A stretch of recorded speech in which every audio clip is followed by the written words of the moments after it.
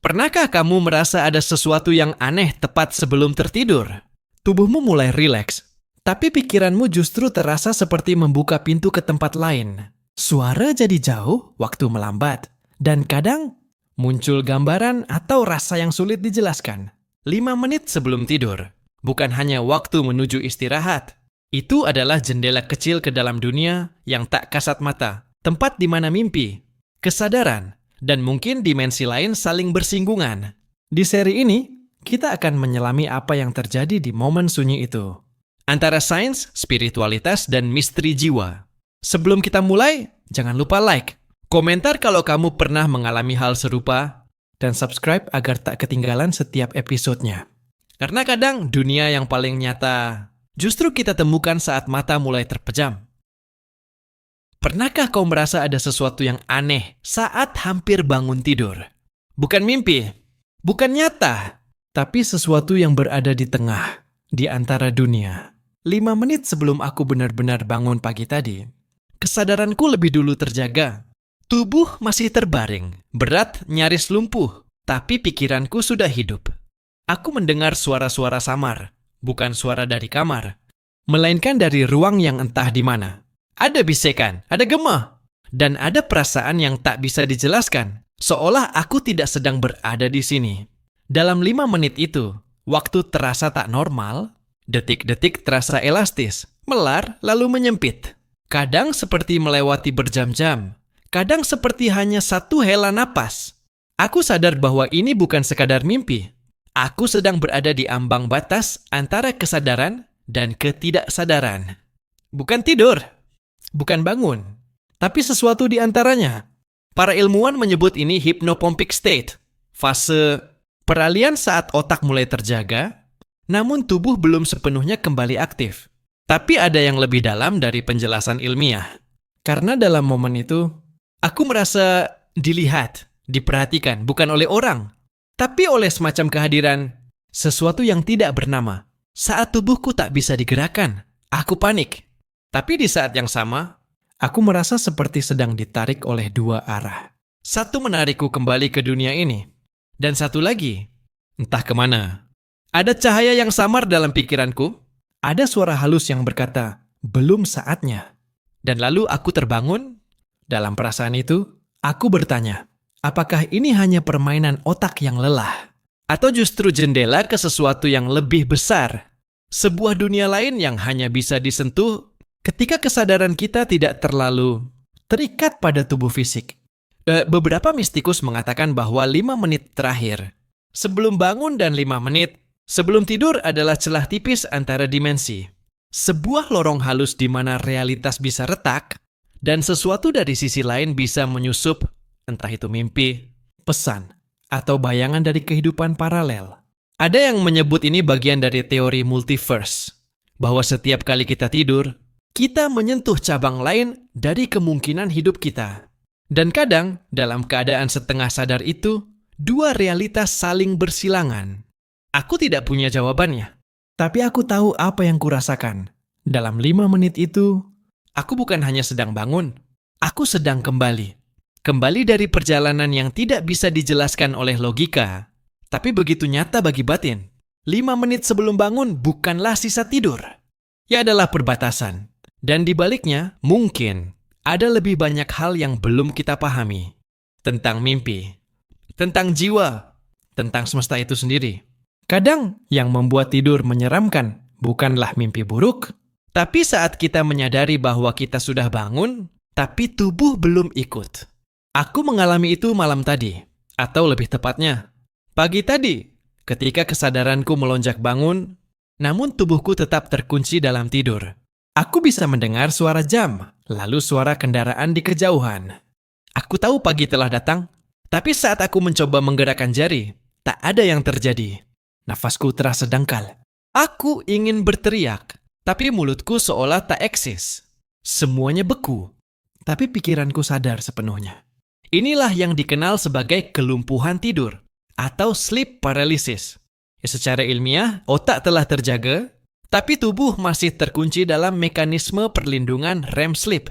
Namun apa yang kurasakan jauh lebih dalam daripada penjelasan medis. Dalam 5 menit yang terasa seperti keabadian itu, aku melihat bayangan di sudut kamar. Tidak jelas bentuknya, tapi aku merasakan kehadirannya. Ada tekanan di dada, seperti sesuatu mencoba mendekat. Banyak yang menyebutnya makhluk hitam atau shadow being. Para skeptis menyebutnya halusinasi. Tapi bagaimana menjelaskan bahwa bentuk itu terasa sadar, menyadari keberadaanku, dan mengamatiku? Lalu tiba-tiba muncul rasa lain. Bukan ketakutan, melainkan kesadaran ganda. Seolah aku berada di 2 tempat sekaligus. Satu di tubuhku yang terbaring, dan satu lagi di langit-langit kamar, melihat diriku sendiri.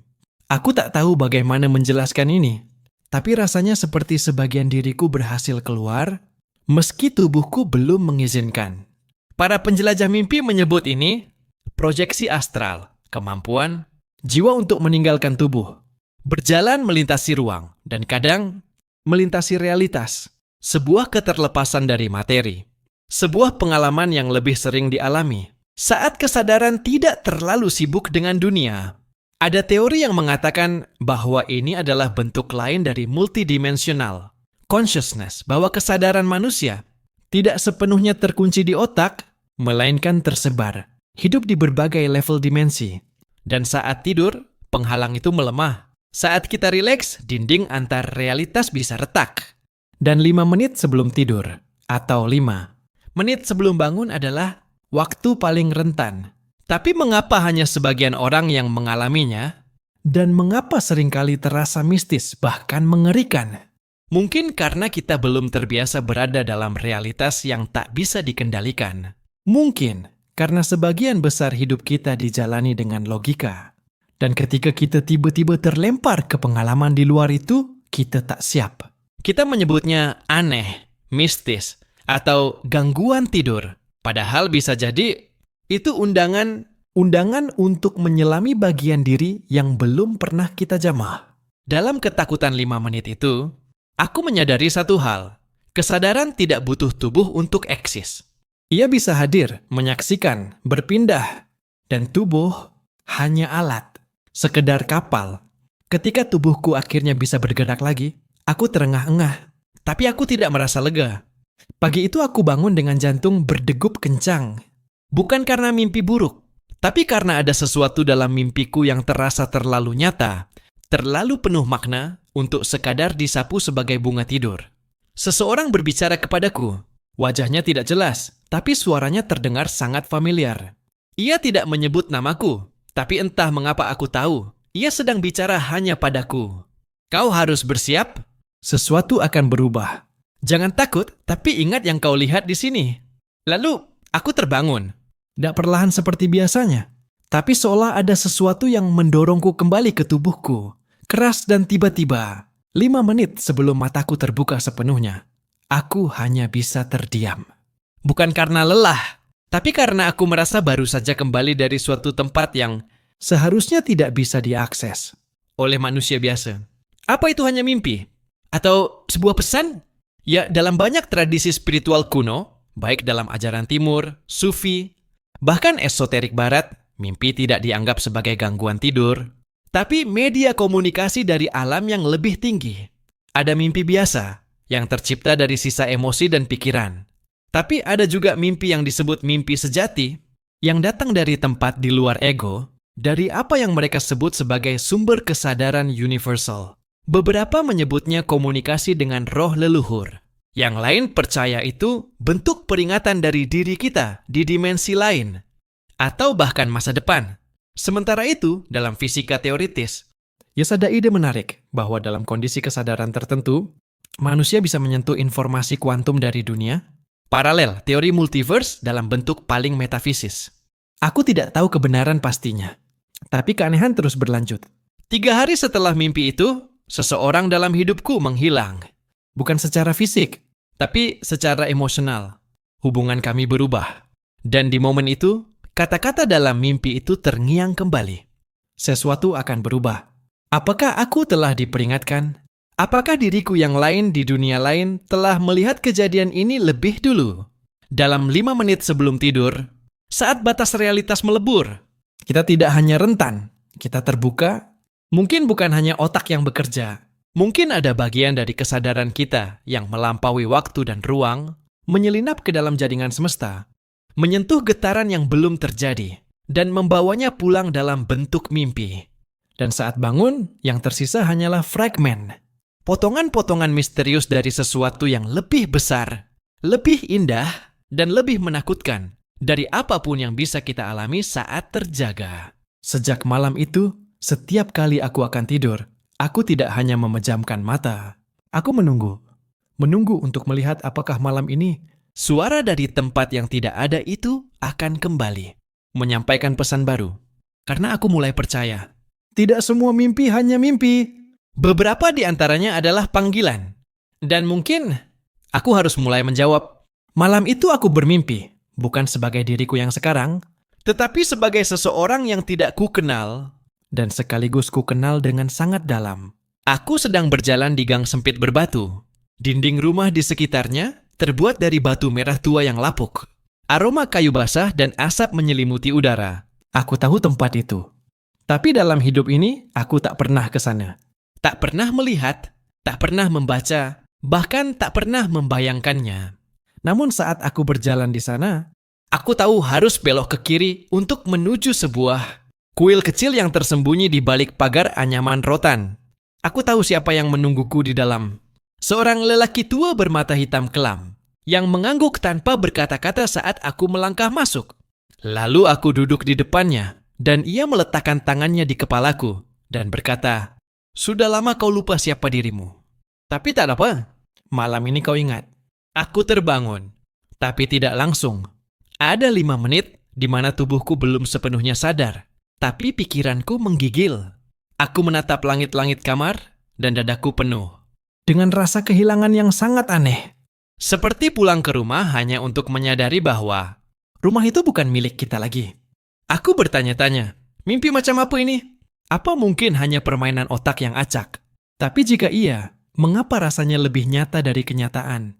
Dalam banyak ajaran spiritual, baik di Tibet, India, bahkan Afrika dan Amerika Selatan, ada gagasan bahwa jiwa tidak hidup hanya sekali. Ia melintasi waktu, mengalami berbagai tubuh, peran, dan kehidupan. Dan dalam momen-momen tertentu, terutama ketika kesadaran berada di ambang, seperti 5 menit sebelum tidur, atau bangun, penghalang, antar kehidupan menjadi tipis. Mimpi bukan sekadar mimpi. Ia adalah ingatan dari jiwa, dari tempat yang belum sepenuhnya hilang. Beberapa menyebutnya reinkarnasi, yang lain menyebutnya akses bawah sadar terhadap kesadaran kolektif. Tapi ada juga teori lebih baru dalam sains.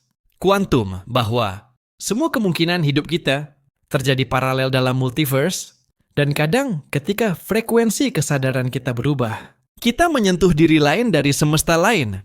Aku tak tahu pasti siapa aku dalam mimpi itu. Tapi satu hal yang jelas, aku pernah menjadi dia. Atau mungkin aku sedang menjadi dia di tempat lain sekarang juga.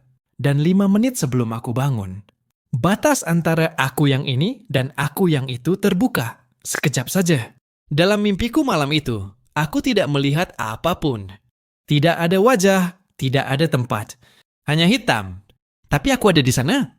Kesadaranku utuh, bahkan lebih jernih daripada saat terjaga. Aku tidak melihat, tapi aku tahu. Aku tidak mendengar, tapi aku mengerti.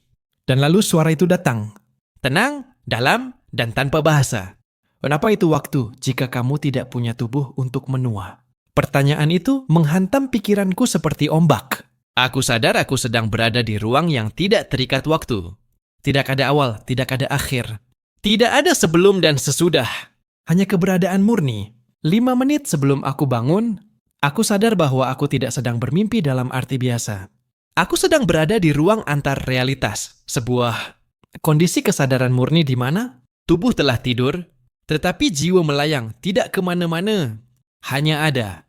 Dalam filsafat Vedanta, ini disebut sebagai turiya, keadaan keempat kesadaran di luar bangun, mimpi, dan tidur tanpa mimpi.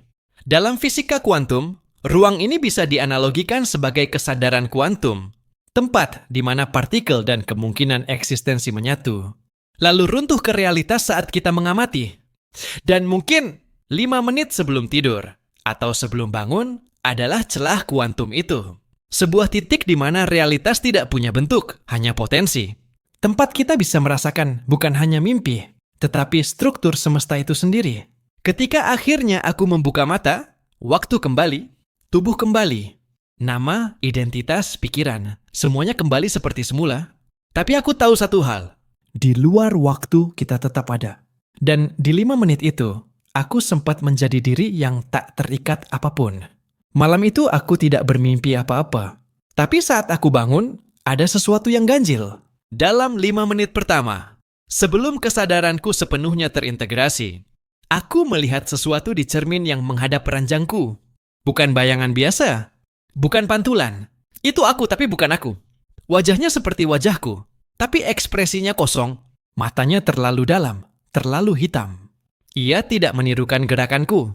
Iaku hanya melihat balik. Aku mencoba bangkit, tapi tubuhku belum mau menurut. Aku hanya bisa terbaring, tersesat. Dalam kekosongan antara dunia, mimpi dan dunia nyata.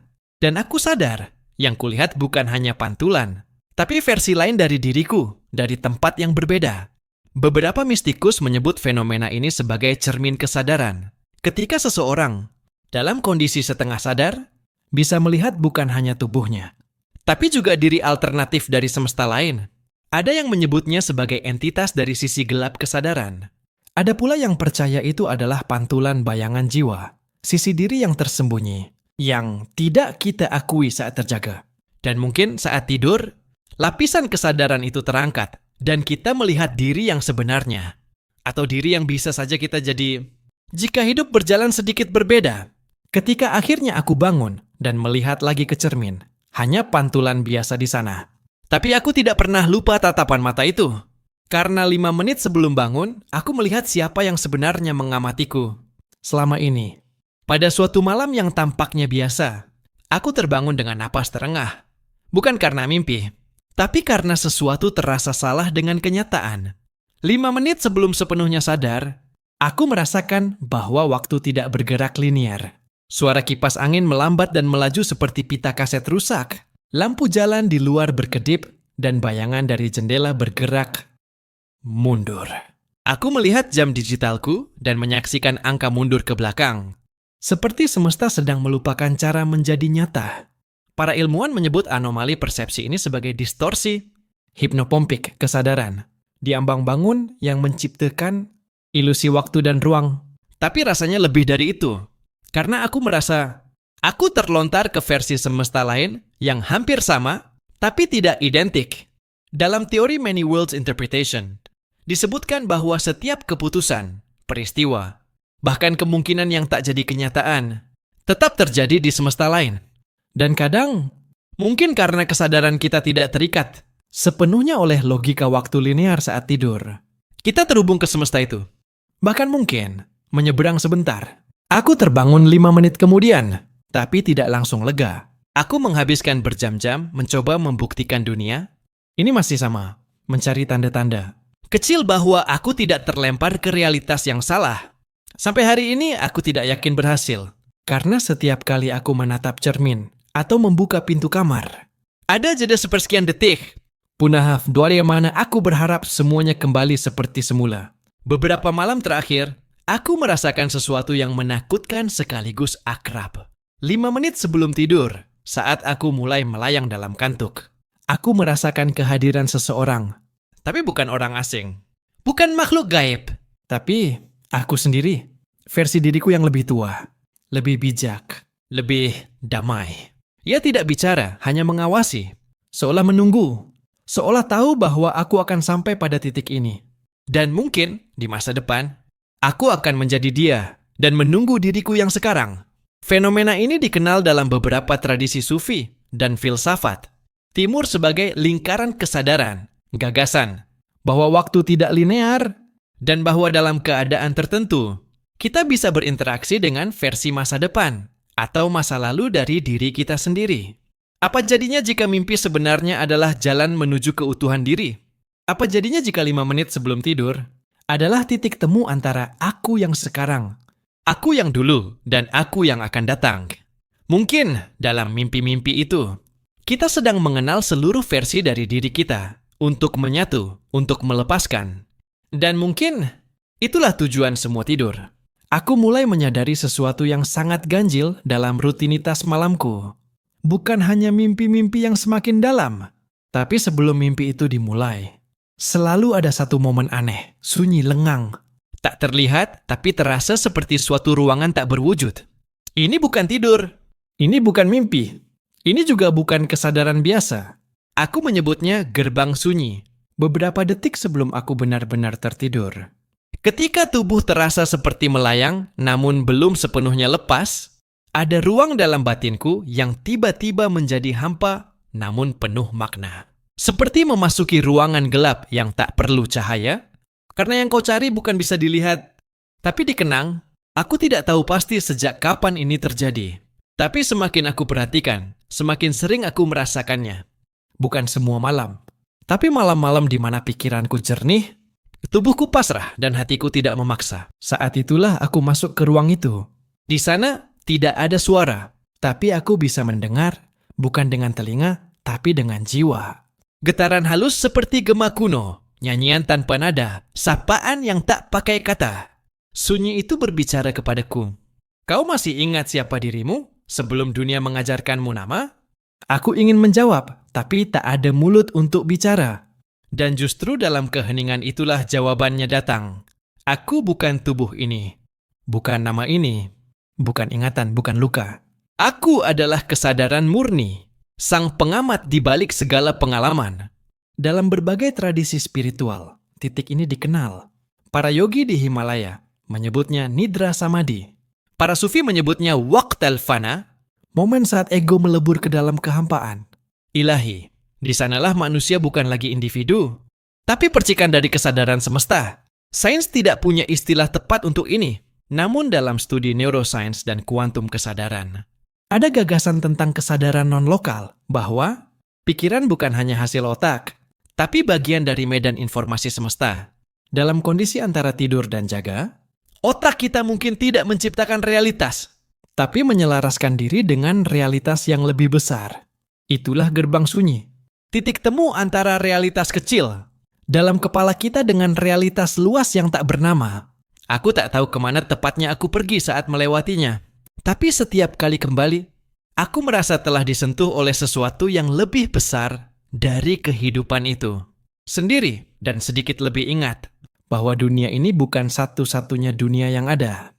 Pernahkah kau merasa bahwa dunia tempatmu bangun bukanlah tempatmu tidur? Aku tidak berbicara tentang ruangan, tempat tidur, atau rumah. Tapi tentang versi dari realitas, frekuensi. Halus yang hanya bisa dirasakan ketika kita melewati ambang antara tidur dan terjaga. Pada malam itu, seperti biasa, aku masuk ke dalam tidur perlahan. Tapi sesuatu berubah. Di tengah malam, aku bangun. Bukan secara fisik, tapi di tempat lain. Aku berdiri di sebuah padang kosong. Langitnya ungu gelap. Bintangnya berkilau seperti mata yang mengamati balik. Di kejauhan, ada gerbang bercahaya. Tapi tak seperti gerbang yang terbuat dari bahan apapun. Gerbang ini terbuat dari ingatan. Saat aku mendekat, aku mendengar suara-suara. Semua suara yang pernah kudengar sepanjang hidup, tumpang tindih. Lalu sebuah suara tenang berbicara langsung ke dalam kesadaranku. Kau tidak sedang bermimpi, kau sedang melintasi. Aku tidak tahu apa yang kumasuki. Tapi begitu aku melangkah melalui gerbang itu, aku merasa terbagi. Seperti ada dua diriku. Satu masih di tempat tidur, satunya lagi di dimensi yang tak bisa dijelaskan dengan logika. Aku tidak melihat masa depan, tidak melihat masa lalu, tapi aku merasakan semuanya sekaligus. Setiap kemungkinan, setiap pilihan yang pernah aku buat dan belum aku buat, semuanya ada di sana, mengalir seperti sungai bercabang tak berujung. Dan kemudian aku tersadar, mimpi bukan pelarian dari realitas. Mimpi adalah tempat realitas lain menyapa kita. Aku bukan satu-satunya yang mengalami ini. Banyak pelancong spiritual, perenung mistik, bahkan orang biasa yang jujur pada pengalaman tidurnya melaporkan hal serupa. Bahwa 5 menit sebelum tidur atau bangun adalah jembatan antara dua dunia, dunia material dan dunia metafisik. Sains menyebutnya sebagai hypnagogic dan hypnopompic states. Tapi mereka belum benar-benar memahami apa yang melintas. dalam kesadaran pada saat itu. Karena dalam keadaan itu, logika waktu, ruang, identitas, semuanya longgar. Kita tak lagi terikat pada aku yang tetap. Kita menjadi pelancong antar realitas. Dan saat kita membuka mata, hanya ingatan samar yang tersisa, sepotong mimpi. Rasa aneh di dada, dan sebersit kesadaran bahwa diri kita yang bangun bukan sepenuhnya sama dengan yang tertidur. Kini aku tahu, tidur bukan hanya istirahat. Ia adalah perjalanan ke tempat di mana kemungkinan tak bertepi menunggu kita. Dan 5 menit sebelum tidur, itulah saat ketika gerbang itu terbuka. Tak perlu takut, tak perlu memaksa. Cukup sadari dan dengarkan. Karena di antara dua dunia, ada sesuatu yang selalu mencoba mengingatkanmu siapa dirimu sebenarnya. Setelah melalui 10 perjalanan batin, kini kita tahu bahwa 5 menit sebelum tidur bukan sekadar waktu. Kosong, melainkan ruang. Sunyi di mana kesadaran kita menyentuh sesuatu yang lebih dalam. Di sana, mimpi bukan hanya bayangan. Ia bisa menjadi pesan. Kadang petunjuk, kadang pengingat. Setiap malam, kita melewati batas tipis antara dunia nyata dan dimensi yang lebih halus. Dan meski tak selalu kita sadari, jiwa kita mendengar, mencatat, dan belajar. Mungkin setelah ini, kamu akan tidur dengan lebih pelan, lebih sadar. Karena siapa tahu, malam ini, ada pesan yang menantimu di balik gelap. Terima kasih telah ikut menyelami perjalanan ini. Ya, sampai jumpa di batas mimpi berikutnya.